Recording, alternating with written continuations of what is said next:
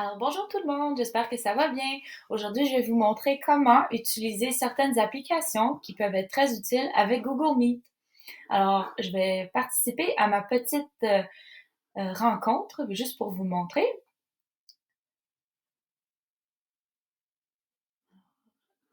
Voilà, je vais participer. Salut! Alors, je participe avec une rencontre avec mon propre compte courriel personnel. Alors, voilà pourquoi vous voyez deux écrans et vous pouvez me voir de deux différents angles. Alors, la première chose que vous voulez savoir probablement, c'est comment partager un écran avec quelqu'un. Alors, j'y vais. Faire présenter maintenant, donc qui est au bas de la barre en dessous. Je fais l'intégralité pour aujourd'hui parce que j'aimerais montrer tout mon écran. Donc, l'intégralité, je vais montrer le deuxième écran, partager.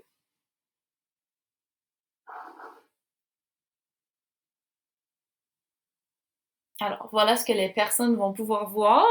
Alors, techniquement, les personnes vont pouvoir voir l'écran au complet, tandis que moi, je vois ma propre écran. Donc, par exemple, si je voulais montrer le plan de travail à mes élèves, j'ai seulement à sélectionner la page en haut et je peux leur montrer le plan de travail. Alors, voilà comment tu peux partager une page. Par exemple, si je voulais arrêter le partage maintenant, je retourne à la barre et je fais arrêter la présentation. Ça, c'est une des premières applications qui est très pratique, qui est déjà avec Google Meet. Une autre chose que j'aime beaucoup, c'est avoir l'option d'avoir Google Grid View. Donc, Google Grid View, c'est un petit carré ici à case qui s'ajoute et ça te donne l'option de voir seulement toutes les personnes en même temps. Là, il y a seulement deux personnes qui participent, donc je peux voir les deux personnes, par exemple, en même temps. Sinon, quand je l'enlève, je vois seulement une personne. Mais je peux le rajouter comme ça, je vais voir tout le monde. Par exemple, si tu as 25 élèves, tu peux toutes les voir en même temps, puis tu vois qui écoute pas et qui fait autre chose. C'est très pratique. Après ça, j'aime beaucoup Google Grid View, ça se télécharge à partir du Chrome Web Store. Tu dois seulement cliquer ajouter. Moi, je ne peux pas l'ajouter parce que je l'ai déjà, mais je ne veux pas la supprimer. Alors ça, c'est une des premières applications. Une autre application qui est très pratique, que j'aime beaucoup, ça s'appelle Nod, donc avec Google. Ça permet aux élèves de lever la main. Par exemple, si je clique ici, je sais, ah, Nathalie a une question.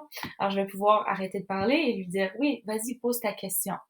Si les élèves veulent t'encourager ou dire, waouh, j'aime cette idée, ou juste dire, ouais, ça va, je comprends. C'est très pratique. Donc, ça aussi, c'est à partir de Chrome Web Store. Vous pouvez également télécharger cette application-là. La dernière application que j'aimerais vous montrer, ça s'appelle Web Whiteboard. Donc, Web Whiteboard, ça ressemble à un tableau blanc comme que nous connaissons. Avec cette application-là, je peux écrire des choses. Donc, par exemple, je vais aller écrire bonjour. Ah, parfait, il y a un problème. Normalement, ça fonctionne très bien, cette application. Ah, et voilà, elle est de retour. Alors, bonjour.